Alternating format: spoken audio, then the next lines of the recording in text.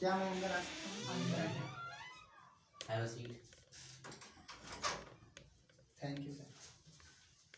तो रवि कुमार गुप्ता, जी, तो कुछ अपने बारे में बताइए।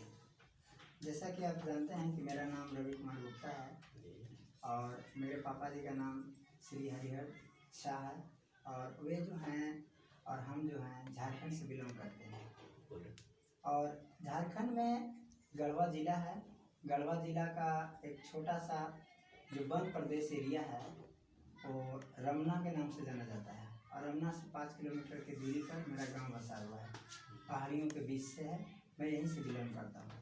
तो आपने और जो मैं अपनी शिक्षा जो है तो गढ़वा से कुछ दूर पलामू जो है डाल्टनगंज एक शहर है, वहाँ से मतलब प्रारंभिक शिक्षा तो गांव से किया और मिडल और हायर शिक्षा वहाँ से प्राप्त किया हूँ और ग्रेजुएशन भी नीलांबर पीताम्बर यूनिवर्सिटी से प्राप्त किया।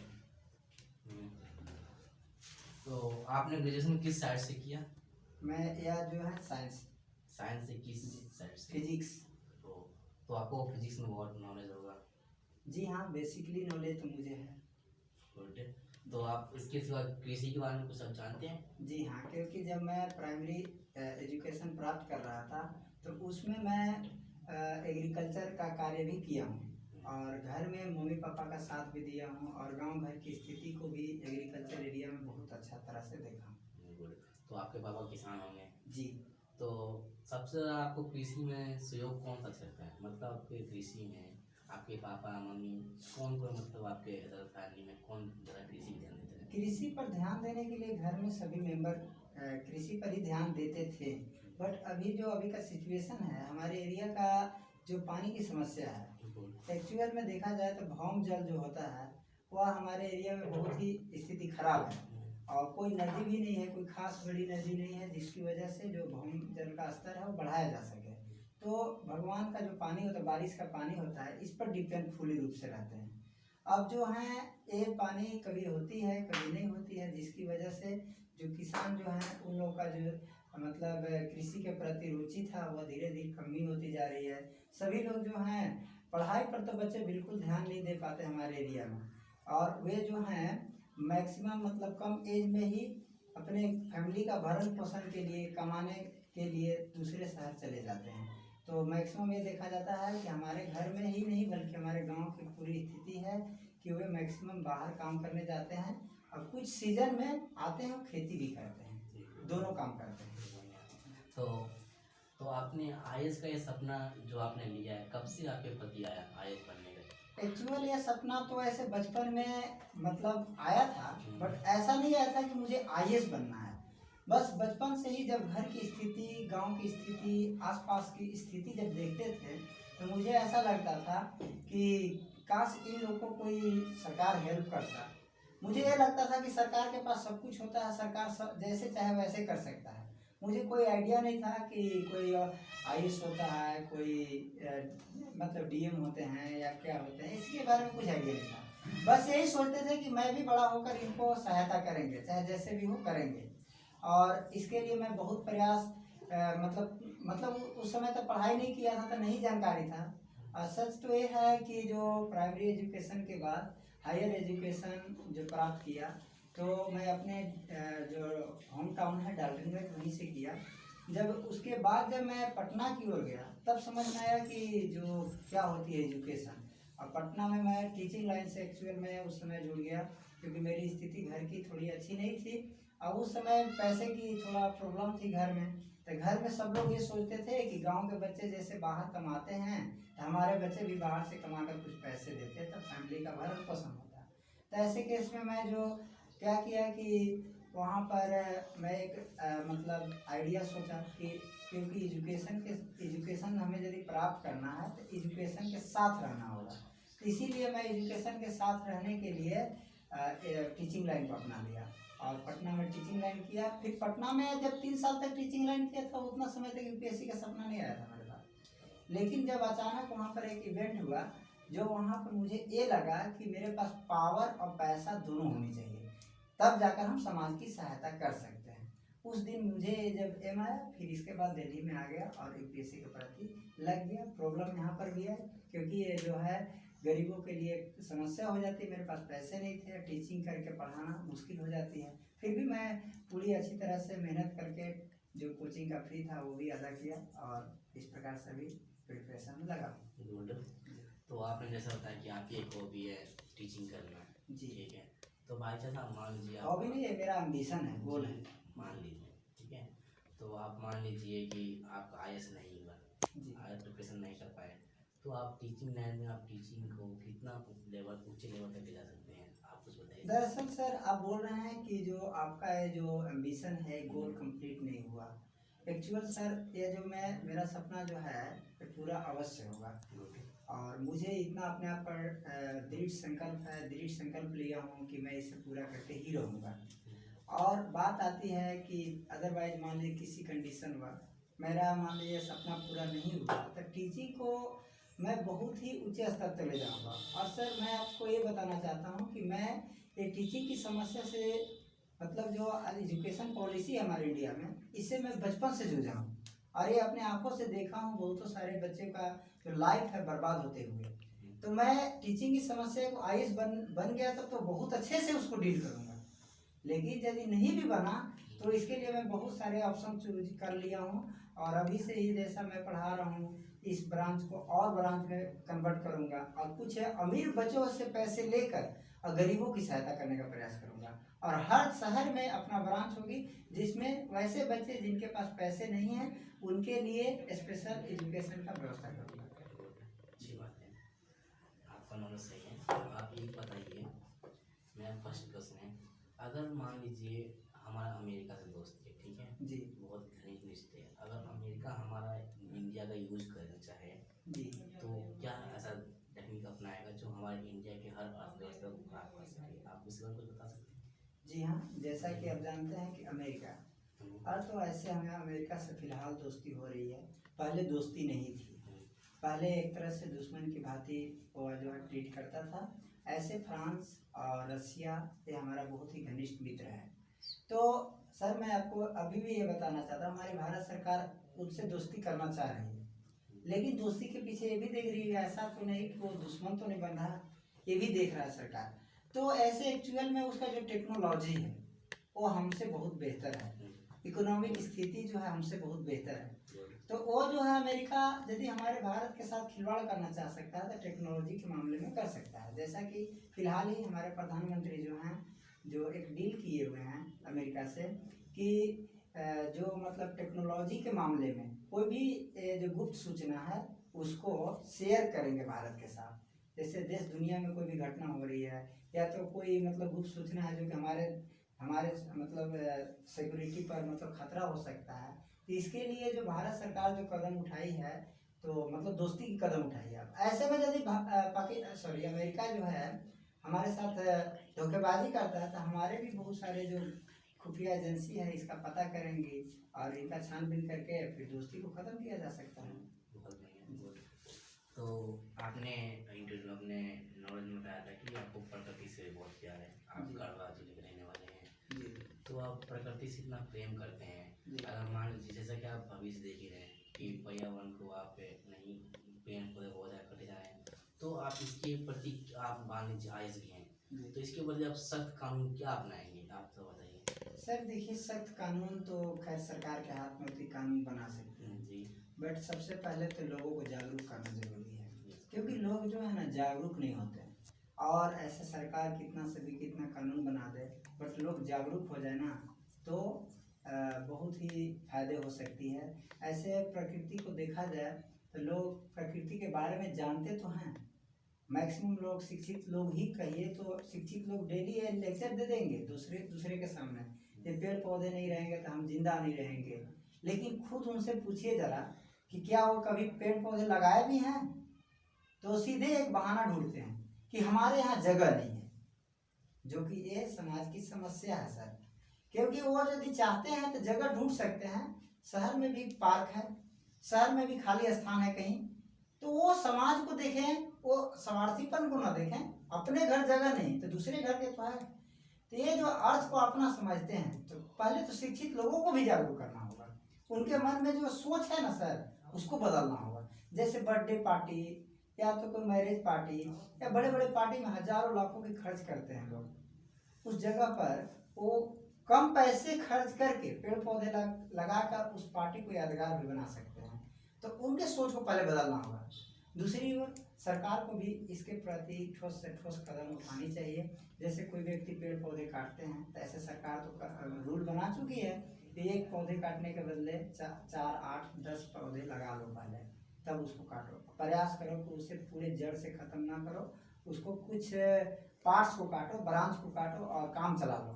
तो इस प्रकार से रूल है, लेकिन इस रूल को कुछ मतलब कठोर बनाना चाहिए। जैसे जिस प्रकार से किसी की हत्या करना जैसे जघन्य अपराध है, उसी प्रकार से पेड़ पौधे को काटना भी जघन्य अपराध है। और इसे लोगों को समझाना और सरकार का दायित्व है कि कठोर से कठोर कानून पारित करके और लागू किया जाए, जिससे लोगों की जागरूकता बढ़ जाए। और जागरूकता को बढ़ाने के लिए तो सर जी ये सभी लोगों को, शिक्षित लोगों को समझना जरूरी है। तो रवि सर आप पूछ लीजिए। जी रवि जी, आपने बताया कि आप सेकेंडरी एजुकेशन आपने अपने गांव के स्कूल से की है जी।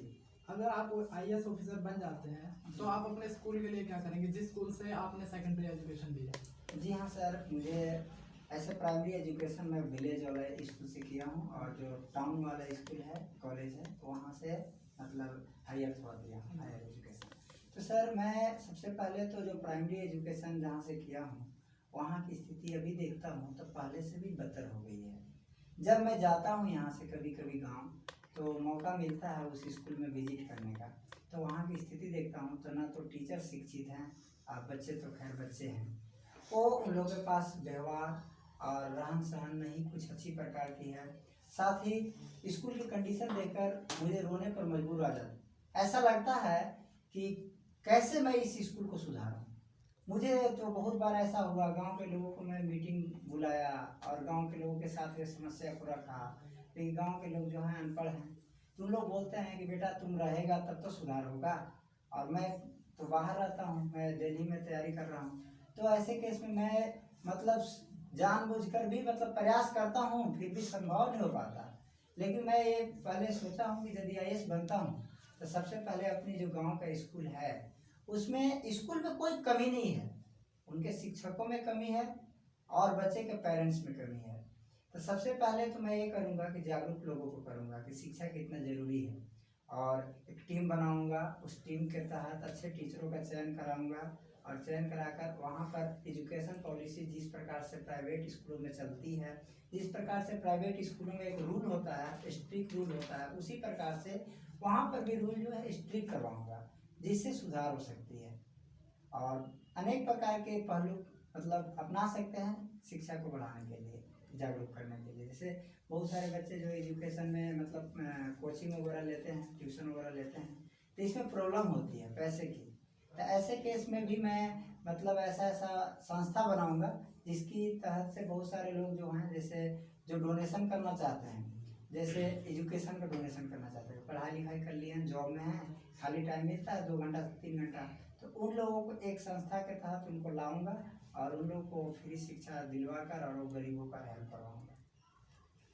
तो जैसे कि आपने बताया कि मेरे पिताजी कृषि से जुड़े हुए थे जी, तो आपने आईएएस बनने का क्यों सोचा, आप भी कृषि में जा सकते थे? एक्चुअली सर देखिए, मैं जब तक प्राइमरी एजुकेशन प्राप्त कर रहा था तो मुझे स्कूल जाने का बहुत ही शौक था, और बहुत खुशी की बात यह है कि मतलब घर में खेती भी होती थी, लेकिन हमें स्कूल जाने का मतलब मौका मिला, क्योंकि हमारे गांव की स्थिति इतनी दयनीय थी कि गांव घर के लोग जो थे मतलब एजुकेशन को समझते नहीं थे, खुद हमारे घर वाले भी नहीं समझते थे।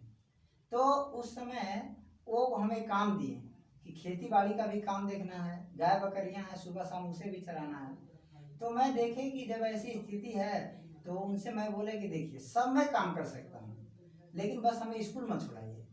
तो उन लोग बोले कि ठीक है, लेकिन तुम्हें ये काम करना है, गाय बकरियों को देखना है, और खेतों में जो पानी की व्यवस्था होती है तो मोटर वगैरह से खेतों में पानी दिया जाता था, तो वो काम क्या है कि ये भी करना है। ये तो मेरे लिए समस्या था कि दिन में यदि मैं पानी देता खेतों में तो दिन में पॉसिबल नहीं था, क्योंकि दिन में तो मैं स्कूल जाता था। तो मम्मी लोग से बोले, पापा लोग से बोले कि आप ऐसा कीजिए कि रात वाला काम मैं कर लेते हैं, मैं रात में खेतों को पानी दे दूंगा और आप हमें स्कूल जाने दीजिए। तो उन लोग सहमत हो गए। मैं वो जंगल झाड़ी जो इलाके हैं गांव से थोड़ा दूर है और वहाँ पर कोई लोग नहीं रहते थे, वहाँ पर मैं खंभे का एक मतलब घर जैसा बनाया और उस पर ऊपर में रहता था, जिससे जानवरों से रक्षा हो जाती थी। और उस समय 0 पॉइंट का बल्ब, वो जो मतलब डिस्चार्ज बैटरी वगैरह से बनाकर, गोबर गैस कहते हैं, उससे बनाकर मैं पढ़ाई किया करता था। पढ़ाई नहीं करता था, एक घटना हुई थी मेरे साथ। मोटर जो है जल गया था रात्रि में, जब मैं पटाता था पानी, खेतों को पानी देता था, उस समय मैं सो गया था और मोटर जल गया। अब ये घटना जो है हमें बहुत ही कुछ सिखा दिया और पढ़ाई के प्रति प्रेरित भी कर दिया। हुआ क्या कि पिताजी जो है बहुत गुस्से में हो गए, तू रात भर सोने जाता है, स्कूल जाना बंद करो। तो और एक टेंशन हो गई कि अब तो हमारा पढ़ाई छूट जाएगा। ऐसे केस में मैं उनसे प्रॉमिस किए कि आज मोटर बनवाते हैं और अगले दिन से मैं रात में जगूंगा और मैं कभी मोटर नहीं जलने दूंगा, उनसे प्रॉमिस किए। और वही खुशी में मैं सोचे जाग कर क्या करूँ, रात भर अकेले बोरिंग लगता था, तो मैं बुक ले जाने लगा और बुक नहीं पढ़ने का मन करता, फिर भी जोर जोर से मतलब संगीत की तरह चिल्लाता था। और इसी वजह से मुझे समझ में आने लगा। क्लास में जो है धीरे धीरे मैं 5वीं क्लास में क्लास का टॉपर बन गया। 6ठी 7वीं 8वीं ऐसे मतलब पढ़ाई में रुचि लगने लगी, तो घर वाले भी सपोर्ट करने लगे। एक पेंटिंग प्रतियोगिता हुआ, वह हमारा टर्निंग पॉइंट हुआ। वो उसमें मैं पूरे झारखंड का 2nd टॉपर बना था। और 2nd टॉपर जब बना तो झारखंड सरकार, यूनिसेफ आप नाम सुने होंगे, जो कि यह जो यूएनओ का एक बड़ी संस्था है चिल्ड्रेन को लेकर, तो उस चिल्ड्रेन की यूनिसेफ संस्था ने मुझे रांची में 6 दिन के लिए बुलाया। तो 6 दिन की जब रांची जब गए हम, और उस समय मुझे लगा कि ये दुनिया जो है बहुत ही विचित्र है। हम इस गांव की पहाड़ियों में छिपे हुए हैं, तो हमें एजुकेशन बहुत ज़रूरी है। उस समय मुझे एजुकेशन का महत्व समझ में आया और उस दिन से मैं पढ़ाई को बहुत ही एक बड़ा हथियार माना। और मतलब मुझे घर से लोग नहीं पढ़ाई करने के लिए बोल रहे थे, जो बाहर नहीं जाना, लेकिन मैं जीत करके घर से भाग गया। और डाल्टनगंज टाउन जो है वहाँ पर दीदी का घर है, जीजा जी का सपोर्ट से मैं गवर्नमेंट स्कूल जो है पलामू जिला स्कूल, जो कि उस एरिया का सबसे नामी स्कूल है, उसमें एडमिशन के लिए मैं जब अप्लाई किया तो उसमें एग्ज़ाम हुआ, उसमें मैं पास हो गया। और इस प्रकार से पढ़ाई करते करते अपने लक्ष्य की ओर आए।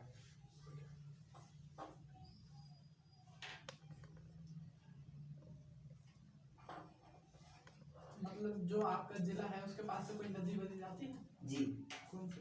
एक कोयल नदी है, एक सोन नदी है और एक अमानत नदी है। कुछ सहायक नदी बता सकते हो उनका? तो ये सर खुद दो सहायक नदी। नदी है, ये जो है आगे चल के गंगा में मिलती है। जी, निशा मैम पूछिए।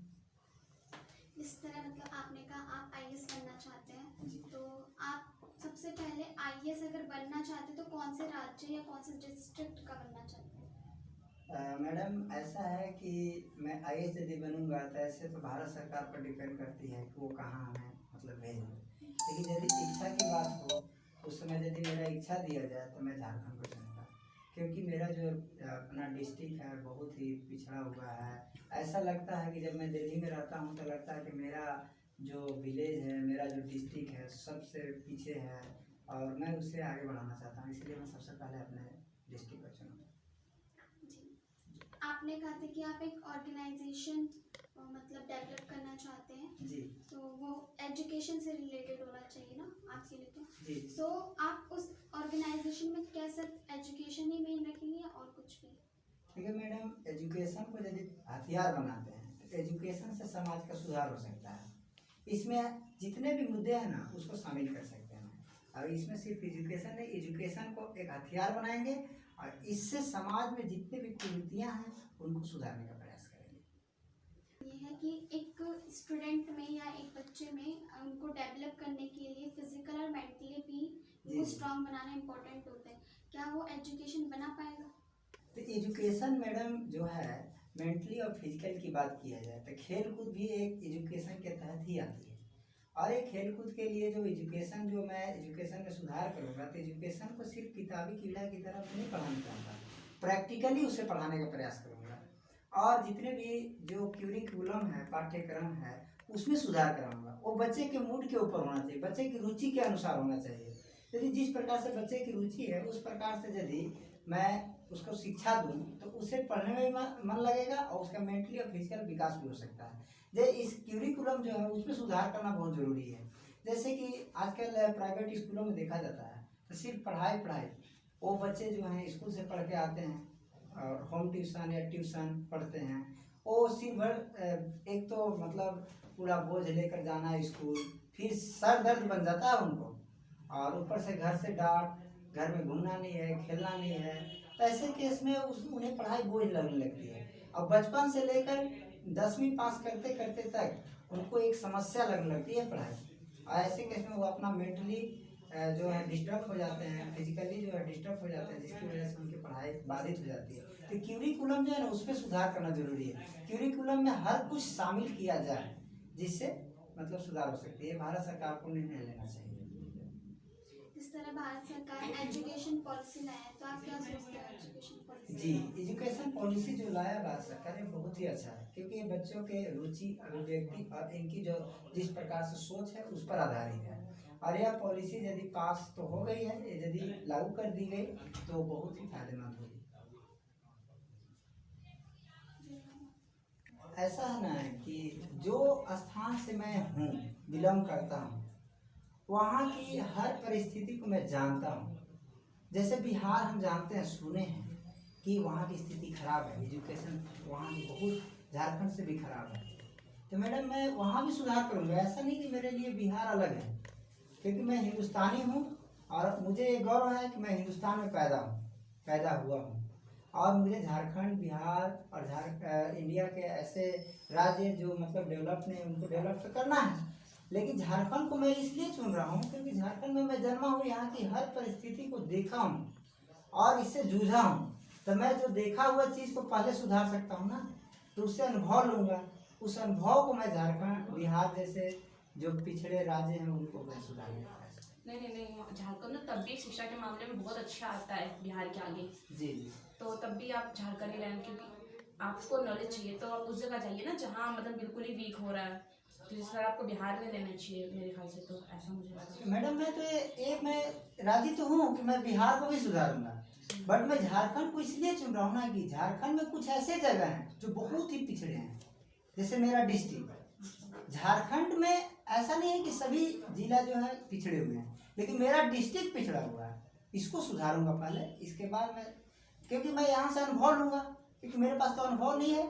मैं तो एक सिर्फ कल्पना कर रहा हूँ कि मैं इस प्रकार से सुधार सकता हूँ। तो ये अनुभव लेने के बाद और मैं अच्छे तरह से, क्योंकि अपने एरिया से मैं बिलोंग करता हूँ, तो वहाँ की हर स्थिति सबको जानता हूँ, तो इससे सुधार करना आसान हो सकता है। अच्छा ठीक है, अगर आप IAS नहीं बने तो आप क्या करेंगे फिर? मैडम जैसा कि मैं पहले बता चुका हूँ कि यदि मैं IAS नहीं बना तो एजुकेशन को हथियार बनाऊंगा। हाँ वो तो ठीक है, जी। तो आप झारखंड तक कर लोगे, ठीक है। बट आपने जिस तरह मेरे को अभी बताया कि मैं बिहार को भी करूँगा, बिहार में आप किस तरह करेंगे? बिहार में मैडम मैं सबसे पहले तो वहाँ विजिट करूँगा, वहाँ से लोगों की जो समस्या है उसको देखने का प्रयास करूँगा। देख क्या क्या समस्याएं हैं बिहार के लोगों की, एजुकेशन में क्या स्थिति है, आखिर एजुकेशन में स्थिति खराब है तो किस एरिया में खराब है, उन लोगों को थोड़ा शांत करें। तो मैडम जो बिहार को मैं जब विजिट करूँगा तो वहाँ की जो प्रॉब्लम है उसको मैं पहले जानने का प्रयास करूँगा। और ऐसे तो जान ही रहा हूँ कि एक प्रॉब्लम शिक्षा है, लेकिन आखिर शिक्षा जो है खराब क्यों होगा? क्योंकि वही बिहार है जो इंडिया में सबसे ज़्यादा IAS देता है। वही बिहार है जो पूरे भारत के लिए अच्छे अच्छे पोस्ट दिए हैं। वही बिहार है जो दुनिया में हर जगह पर फैला हुआ है। तो उस बिहार में क्या कमी आ गई? उस बिहार में ऐसी समस्या क्या आ गई कि जो बिहार के लोग जो है एजुकेशन से बाधित हो रहे हैं? तो मैं आखिर बिहार के हर बच्चे में टैलेंट है, तो उस टैलेंट को पहचानूंगा किस प्रकार का टैलेंट है, और जब विजिट कर लूँगा इसके बाद उनके अभिरुचि और क्षमता के अनुसार उनको एजुकेशन देने का प्रावधान करूँगा और सुधार करूँगा। बिहार में ऐसे कितने पेरेंट्स होते हैं जो अपने बच्चों को अलाउड नहीं करते पढ़ना, क्योंकि वो बहुत ज़्यादा ही गरीब वगैरह होते हैं, पुअर फैमिली से होते हैं तो वो जल्दी मानते नहीं, तो आप उनके प्रति क्या करना चाहोगे? देखिए बहुत सारे पेरेंट्स जो होते हैं क्योंकि वो अनएजुकेटेड होते हैं, वो शिक्षा के महत्व को नहीं समझते हैं और उनको एक्चुअल में एक गाइड की जरूरी होती है। वो अच्छे गाइड नहीं मिलने की वजह से ऐसा होता है। यदि उनको प्यार से समझाया जाए, क्योंकि कोई भी माँ बाप अपने बच्चे को मतलब खाई में ढकोलना नहीं चाहता। कोई भी माँ बाप चाहता है कि हम अपने बच्चे को एक अच्छा ऑफिसर बनाए, या तो एक पैसा मतलब हमेशा उनके पास पैसा आए, पैसे की प्रॉब्लम समस्या ना हो। तो उनको ये चीज़ों को जब तक अच्छा से समझाते नहीं हैं तब तक उनकी सोच नहीं बदलेगी। समझाने के लिए स्पेशल टीम बनाऊंगा, स्पेशल टीम घर घर जाकर उन लोगों की हर प्रॉब्लम को सुनेगा पहले और एक दोस्त की तरह समझाएगा स्पेशल रूप से, तब जाकर ये संभव हो सकता है। एक नेता की भाषण को नेता के रूप में भाषण देना, टीवी पर बोल देना, इससे सुधार नहीं हो सकती। क्योंकि मैक्सिमम देखा जाता है कि जो गरीब लोग होते हैं उनके पास न तो टेलीविज़न होती है, नहीं कोई ऐसा सोर्स होती है जिससे उनकी सोच बदल सके। उनका माहौल ही ऐसा होता है कि माहौल में देखते हैं कि कोई बेटा बेटी है, उनका शादी हो गया, वो कमाने लगे, तो उसी को सक्सेस मानते हैं और वो भी अपने बेटा बेटी पर वही अप्लाई करते हैं कि फलना का बेटा जो है सक्सेस हो गया तो तुम भी ऐसी सक्सेस हो। तो उनका एक्चुअल में माहौल खराब है। माहौल को सुधारने का प्रयास तो है कि जागरूकता, और जागरूकता दिखाना जरूरी है बस, इसलिए। अगर आप आईएएस बनते हैं तो सबसे पहले आप क्या करेंगे? देखिए मैडम, मैं सबसे पहले आईएएस बनने के बाद शिक्षा को सुधारूंगा और जो ये बेरोजगारी की समस्या है तो शिक्षा से ही दूर हो सकती है। शिक्षा को सुधारने के बाद है ना मैडम कि मैं हर प्रकार की समस्या का समाधान कर सकता हूँ। तो शिक्षा को सबसे पहले बड़ा हथियार बनाऊंगा आईएएस बनने के बाद। जैसे आज के टाइम पे ज़्यादातर आतंक ऐसी ये चीज़ें बढ़ रही है, तो उसे कम करने के लिए आप क्या करेंगे? देखिए जब आतंकवादी जो ये समस्या है, तो आतंकवादी तो ऐसा होते हैं कि जो बाहर से आते हैं, बाहरी देशों से हमारे देश में एंट्री करते हैं। तो ऐसे केस में सबसे पहले विदेश नीति बनाना बहुत जरूरी है।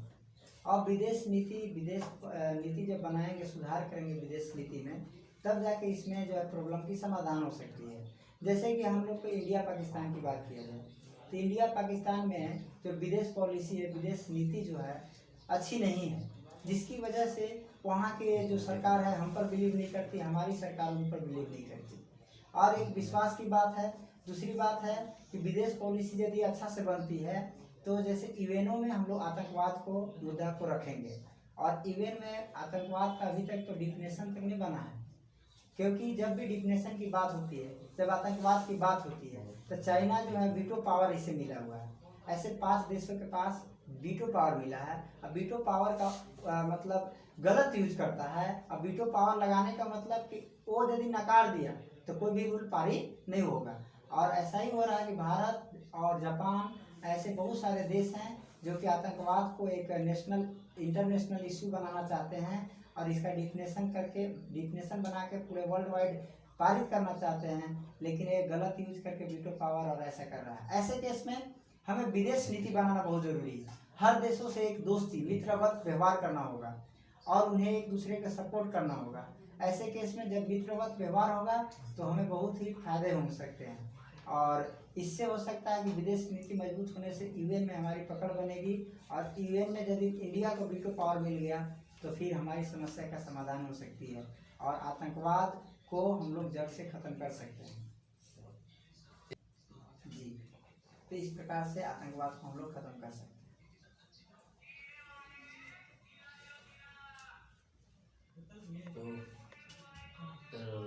तो मैम आप तो आप सुन लीजिए आपने करनी क्या है, ठीक है। जी आप तो एक तरह जैसे कि आपने आंसर बताया, जी तो ऐसा था जैसे गुस्से होता है, आप थोड़ा सा गुस्सा दिखा रहे हैं कि आपने बोला कि आईएएस नहीं बना था, शिक्षा को हथियार बनाऊंगा।